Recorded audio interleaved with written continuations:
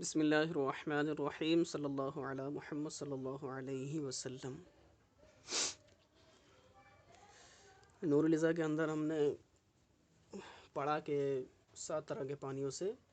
طہارت حاصل کرنا جو ہے یہ جائز ہے، صحیح ہے۔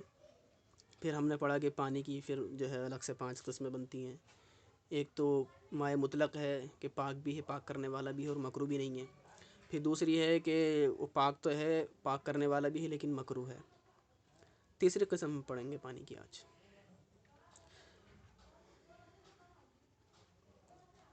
فرما رہے ہیں وَطَاهِرٌ غَيْرُ مُطَهِّرٍ وَهُوَ مَا اسْتُعْمِلَ لِرَفْعِ حَدَثٍ أَوْ لِقُرْبَةٍ۔ اور پاک ہو، وہ پانی کیسا ہو؟ پاک ہو، غیر مطہر لیکن پاک کرنے والا نہ ہو۔ پاک ہو اس سے مراد کیا ہے؟ پاک ہو، طاہر، فرمانا کہ وہ پانی جو ہے بذات خود تو پاک ہوگا، وہ پانی اپنی ذات میں تو پاک ہوگا، لیکن اس کے اندر یہ صلاحیت نہیں ہے کہ وہ آپ کو پاک کر سکے، وہ آپ کو پاک نہیں کر سکتا۔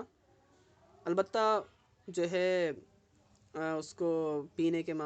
کے ذریعے اس میں استعمال کر سکتے ہیں، لیکن وضو وغیرہ کے لیے اسے استعمال نہیں کر سکتے۔ کہہ رہے ہیں پاک ہوگا، پاک کرنے والا نہیں ہوگا۔ اور وہ کون سا پانی ہے؟ وَهُوَ مَا اسْتُعْمِلَ، وہ ہے کہ جس کو استعمال کیا گیا ہو۔ یہ استعمل ہے باب استفعال کا فعل ماضی مجہول، صیغہ واحد مذکر غائب، تو باب استفعال، افتعال، انفعال اور افعلال، افعال، افعیلال، افعیعال، یہ جو ہیں جن میں حمزہ آتا ہے، تو ایک باب جن ابواب کے شروع میں حمزہ آتا ہے تو ان میں سے ایک باب افعال کو چھوڑ کر باقی تمام ابواب جو ہیں ان کے شروع میں حمزہ یہ وصلیہ ہوتا ہے، وصل میں گر جاتا ہے، چاہے وہ ماضی میں آیا ہو حمزہ یا جو ہے امر میں آیا ہو۔ تو وَهُوَ مَا اسْتُعْمِلَ لِرَفْعِ حَدَثٍ أَوْ لِقُرْبَةٍ، کہ پاک ہو، پاک کرنے والا نہ ہو۔ اور وہ پانی کون سا ہے؟ وہ ہے کہ جس کو استعمال کیا گیا ہو لِرَفْعِ حَدَثٍ، حدث دور کرنے کے لیے، أَوْ لِقُرْبَةٍ، یا قربت پانے کے لیے، یا قربت حاصل کرنے کے لیے۔ قربت یعنی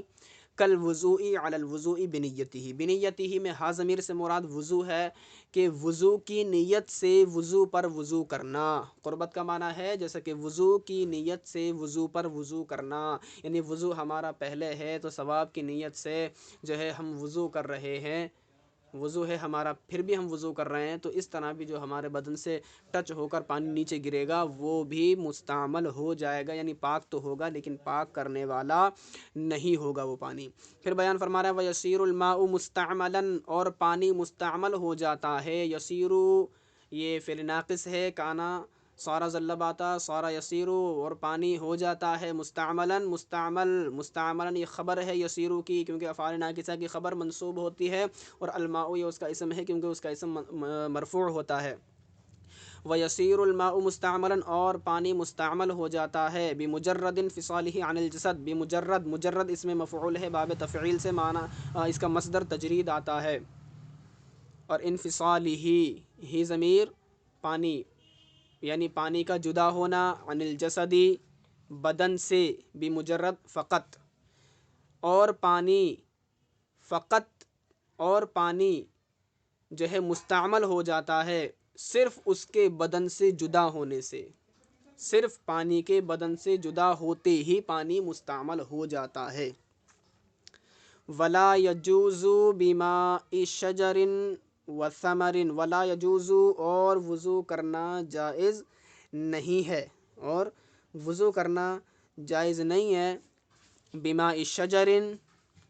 پیڑ کے پانی سے، وثمر اور پھل کے پانی سے، ولو خرج بنفسہ من غیر عصر فی الاظہر، اگرچہ وہ خود نکلا ہو، ولو خرج اگرچہ وہ نکلا ہو، بنفسہ خود، من غیر عصر بغیر نچوڑے، فی الاظہر اظہر قول میں، اگرچہ وہ بغیر نچوڑے نکلا ہو، یعنی پیڑ سے یا پھل سے جو ہے بغیر نچوڑے ہوئے بھی اگر پانی نکلا ہے تو اس پانی سے بھی ہم وضو نہیں کر سکتے۔ اب انہوں نے حضرت نے اظہر کیوں کہا کہ اظہر قول میں؟ تو دیکھیں جناب نے حضرت نے علامہ شرون بلالی صاحب نے اظہر اس لیے کہا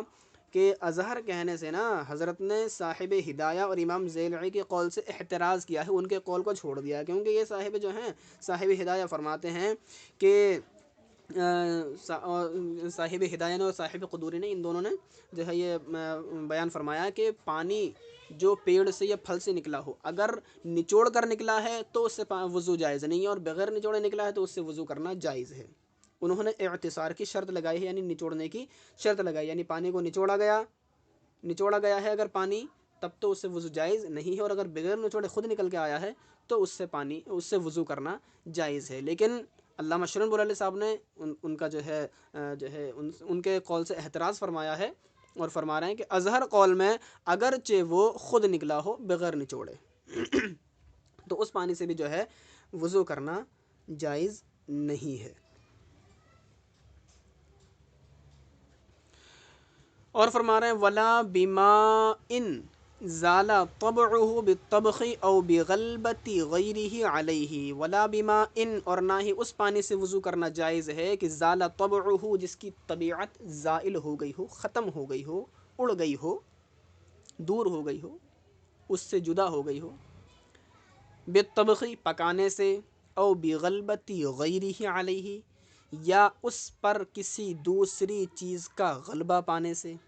پانی کو پکایا ہم نے، وہ پکا کر کسی اور کوئی اور شکل اس نے اختیار کر لی، تو جو ہے اب اس پانی سے وضو جائز نہیں ہو سکتا، یا اس میں ہم نے کوئی ایسی چیز پانی کے اندر مثال کے طور پہ اب اسے پکائیں گے پانی کو تو وہ شوربہ بن جائے گا ایک طرح سے، اس میں نمک مرچ ڈالیں گے تو کیا ہوگا، اس کی طبیعت زائل ہو گئی پکانے سے، تو اس سے وضو نہیں کر سکتے شوربے سے۔ ایسی اس پر کسی دوسری چیز کا غلبہ آ گیا، مثال کے طور پر اس میں مٹی بہت زیادہ ڈال دی تو وہ کیچڑ بن گئی، تو اس سے وضو نہیں کر سکتے۔ یا اس میں جو ہے دودھ ڈال دیا ہم نے تو اب وہ بھی دودھ ہی بن جائے گا، سفید ہو جائے گا، نہیں پتہ چلے گا کہ پانی ہے کہ دودھ ہے، حالانکہ وہ کہتے ہیں کہ بھائی دودھ ہے کہ پانی کیا ہے، تو اس سے بھی